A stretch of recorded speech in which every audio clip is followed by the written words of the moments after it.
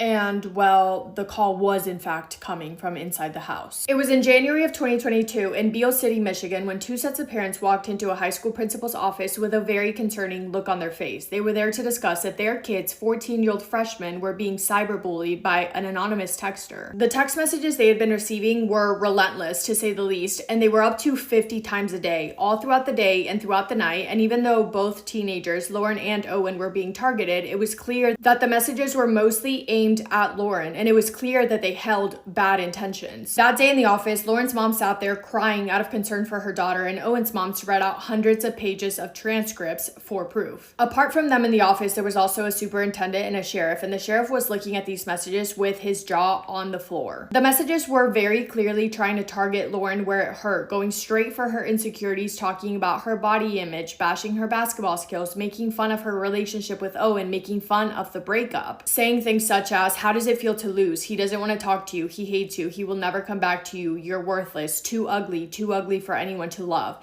They were so cruel that Lauren tried not to respond, but when and if she did, she would be begging for the bullying to stop, saying things such as, I honestly can't take anymore and will do anything you want if you please just stop. The school was taking this seriously, and in that same room when they were all together, the sheriff asked the parents about the mental health of the kids, asking them if it was bad enough to the point that they were concerned for their well-being. Owen's mom admitted that Owen was struggling pretty badly. And when it came to Lauren, Owen's mom spoke up when Lauren's mom couldn't, and she said that yes, there was real reason to be concerned about Lauren having those kind of thoughts. Beale City, Michigan, a small town with a population of around 310 people where everyone knows everyone. That's where Lauren lived with her parents Sean and Kendra. Kendra had grown up in a suburb around 2 hours away. And while at university, she met Sean. They started dating, they fell in love, they got married, got a house in Beale City, and they had their only child in 2007, a beautiful baby girl they named Lauren. And Lauren lived what many would refer to as the perfect life. She was great at sports, basketball and softball. Her parents were super active and very supportive of everything that she did. She had a ton of friends, a ton of people around her who loved her. And in the fall of 7th grade, she got an Instagram DM from a boy named Owen. Owen liked Lauren. He thought she stood out, and he remembers thinking that she was very pretty, athletic, and super kind. So he shoots his shot. They start hanging out, studying together, going to school events together, getting closer and closer until eventually they become boyfriend and girlfriend. And their relationship was the epitome of puppy love, young love. Everything about their lives seemed to fit together perfectly. All of their friends started referring to them as the golden couple. Everyone thought they were so cute together, and over time their parents began getting really, really close as well. Lauren's mom, Kendra, had always been super involved in her daughter's life. She used to be a basketball player herself, so she was really involved in Lauren's life in sports, even coaching her softball and basketball teams at school. So she would travel with the team on trips, and Lauren's friends really liked having Kendra around because they felt like she was kind of the cool mom. She was always there talking to Lauren, talking to Lauren's friends, laughing with them. Lauren's friends would record videos of Kendra when she was doing funny things to make the kids laugh. And Kendra's favorite thing to talk about was always Lauren. Lauren's basketball, Lauren's softball, Lauren's this, Lauren's that, Lauren,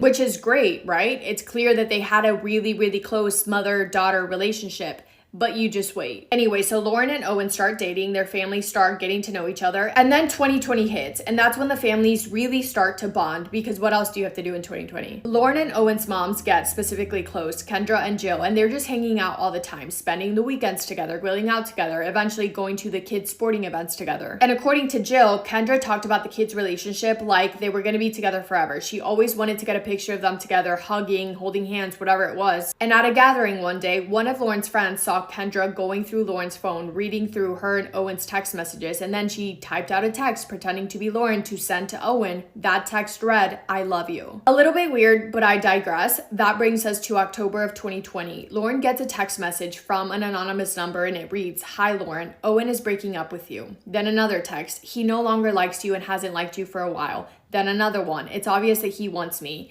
It was out of the blue, completely unexpected, and also shocking. But then the messages stop. Lauren and Owen don't hear anything from this anonymous person until the following year. And in 2021, the bully was not holding back. Lauren began receiving message after message after message saying things such as, everyone knows that Owen is cheating on you. You are the ugliest person I've ever seen. He never wants to see you again. He hates you. He wants better and someone he's gonna love forever and be the only girl for him. He wants nothing to do with you. He thinks you're annoying and an ugly and wishes you would just leave him the Why do you think he's on this phone texting all the time? He's texting me. You didn't get invited to sleep with him. I did. I'm spending the night with him. I'm sharing a bed with him, not you. Basically, anything negative that you can think to say to another human being, this bully was saying to Lauren, saying that she wasn't pretty enough, good enough, skinny enough, to the point where the bully started telling Lauren that the world would be a better place without her, suggesting to her and encouraging her to leave this world. Owen's phone is also blowing up with the bully talking about Lauren's looks, saying that she was ugly, good for nothing, and that he was better off without her. The bully told Owen that they would only stop the messages if Owen confessed to hating Lauren, so that then they could send a screenshot of that to Lauren. It was so weird. It was constant. It was completely obsessive. It went on throughout the day and into the night. And if you're thinking what I was thinking, why did they not just block the number? They couldn't. Because this anonymous person, whoever it was using one of those apps that generates fake numbers. So if they blocked one, the bully would just find a new number within 2 seconds and continue the texting. It didn't matter how many numbers they blocked because the bully would just find a different number. It was absolutely whack. And it very much felt like the bully's purpose was to break up Lauren and Owen, to get in between their relationship, because the messages would say things such as, he doesn't want you, he wants a real girl, he doesn't want to see you, he doesn't want to be with you, you're not good enough, he wants everything you can't give him, golden couple won't make it, for real, how do you not break up with him when he says that you're ugly, embarrassing, a mistake, you make him miserable? And it went beyond the messages. The bully would make fake Instagram accounts with fake usernames, trying to add not only Lauren and Owen, but also other people and other students from the school, trying to message them through there. But it got so bad that I can't even read half of the messages on here to you because they were that cruel, but look them up if you haven't seen them. This went on for an entire year and the bully showed no signs of slowing down, and it got to the point where Lauren and Owen didn't know what else to do, so they turned to their parents. And their parents, as any parents would be, were absolutely horrified. They were so angry, so confused, so concerned for their kids because nobody could make sense of what was going on. Kendra took it straight to the school to report it, and the school began an investigation. However, no matter how much Lauren and Owen tried to shrug this off and tried to pretend like this wasn't affecting their relationship, it was. Naturally, after an entire year of this anonymous number making up lies, saying terrible things, throwing out cheating allegations, fake rumors, whatever the case was, it started to get in between them. And it got so heavy for the both of them that they decided to break up. Owen called Lauren and asked to break up, saying that he was sick of the messages and the rumors and the doubts and the assumptions. Lauren was understandably so upset. She brought up the idea of just taking a break instead of completely breaking up. It was really sad. They were both really upset, crying, but it sounds like they came up with a mutual decision to break up, because if they broke up, they thought that maybe it could be the end of the text. Because obviously the anonymous bully wanted them to be apart, so they were hoping, at least Owen was hoping, that by ending the relationship, it would put an end to it all. But it didn't. The bully continued to text them both, almost declaring victory because of the breakup, saying things such as, we just won, he's never coming back to you, he's already chose us, not you. He won't be with you this weekend, so don't even ask. Maybe you shouldn't have picked cross country over him. You proved he isn't important to you. We were there though. You don't get to be with him in bed. You don't sneak out with him. Nobody wants you. All our lives would be better with you not here. Even after the breakup, it was still an absolute nightmare. And if Owen did anything as small as just talking to another girl, the anonymous bully would find that girl's phone number and then start sending threatening messages to her. The bully was also texting other people asking for their help in ruining Lauren and Owen's life.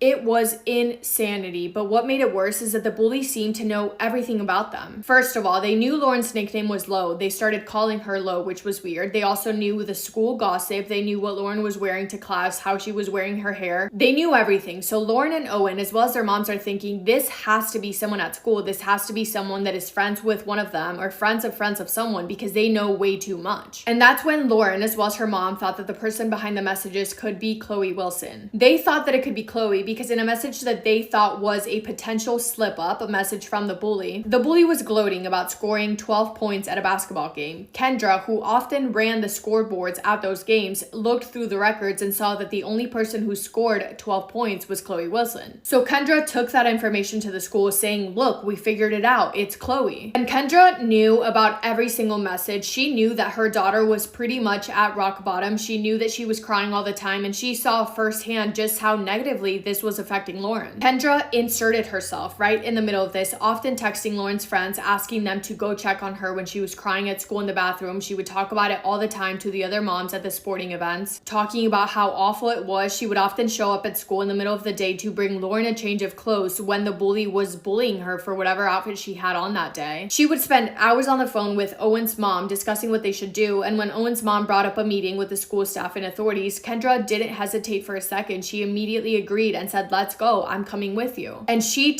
printed out pages upon pages to the school staff saying, "This is too much, we need to put a stop to this." But the school couldn't figure out who it was. They tried everything. They looked through hours of CCTV footage trying to match up timelines of when the messages were coming in, looking at the cameras to try and compare what students were on their phones at the same time that the messages were being sent. Kendra, again in constant communication with the school principal, writing out detailed list of investigative steps that they needed to take, but they couldn't figure it out and they couldn't track down the number. First of all, because there was a plethora of numbers, but also because the bully was using a VPN, meaning that the location was showing up on all different parts of the world. So that's when police officers stepped in, because these were now threats. They were no longer harmless messages anymore. Chloe's dad was not assigned specifically to this case, but he was a police sergeant, and from day one he said this wasn't Chloe. He said, quote, "If Chloe is doing this, we severely missed something as parents," end quote. And he never believed that his daughter was behind all of this, but just to clear her name, he did take her cell phone for the cops to download everything on it, to search everything, and it came up clean. Those messages were not coming from Chloe. But Chloe's dad tells authorities, almost like a, "Hey, just a heads up," he says, quote, "I don't know if you know Kendra or not, but you really need to be cautious. There is a pretty good part of me that thinks that she may very well be doing this," end quote. And with that comment, authorities are thinking, Kendra, Lauren's mom, no way. But as they should, they bring this up to Owen's mom, not because they believed it, but just to sort of have all cards out on the table. They bring it up to Jill and ask her if she thinks if there's any world in which Kendra would be the person behind all of this. And Jill doesn't hesitate for a second. Immediately she says, "Absolutely not. It's not her. Next question." Another mom in town remembers thinking about the possibility of this being Kendra, but she too disregarded it completely. And she was even mad at herself for even thinking it in the first place. She remembers thinking, quote, "How dare you think a mom would ever do that," end quote. Authorities got search warrants to search through multiple devices of multiple people, multiple students, and they still came up empty-handed. And that's when the FBI got involved. The FBI spends months looking into this, tracking down everything that they can. I mean, they literally have cyber specialists whose entire jobs are to be able to track down anyone and everyone. So they spent months trying to get the real IP address of where these messages are coming from. And after 18 months of this bullying going on, after multiple investigations, after so many people had hit rock bottom, they found what they were looking for, the exact address and the exact device that these messages were being sent from. They were certain that they had the person who was hiding out behind the screen because all of the evidence pointed to the same person. And who was that person? It was Kendra, Lauren's mom. Kendra, the same Kendra who had been working with law enforcement, working with the school to try and figure this out.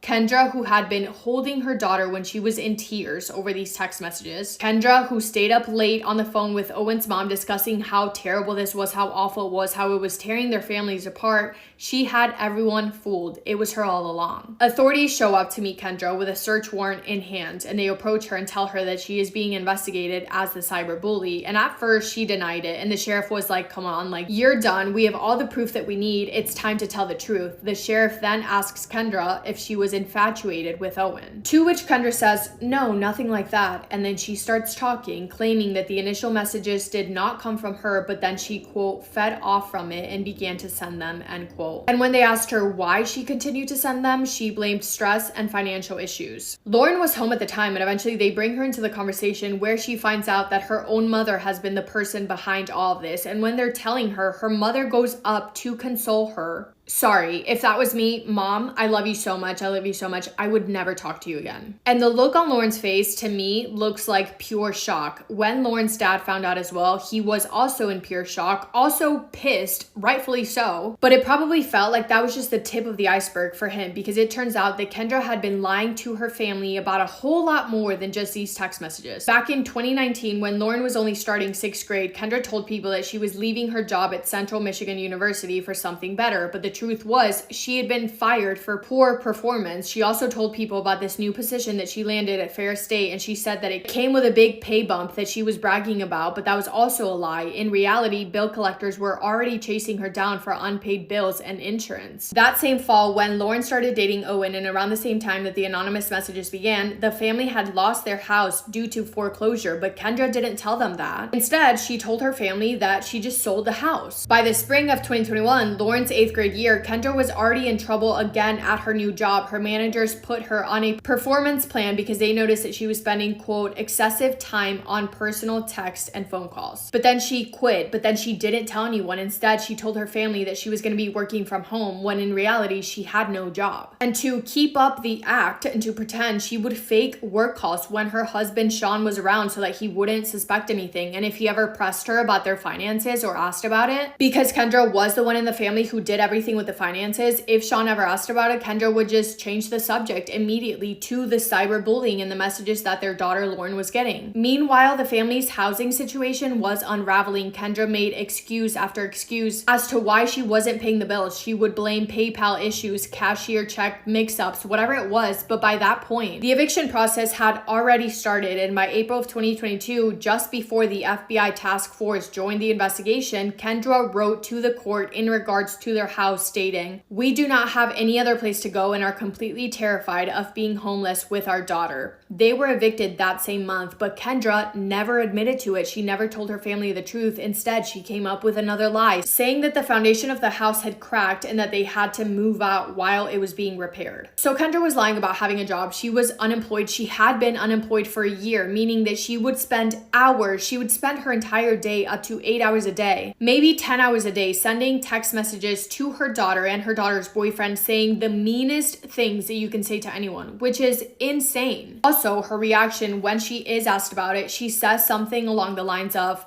like, well, everyone does bad things, but not everyone gets caught. Sorry? Kendra, please, shh, say no more. Kendra pleaded guilty to 2 counts of cyber stalking, and the judge sentenced her to 19 months in prison. She was released in August of 2024. Yep.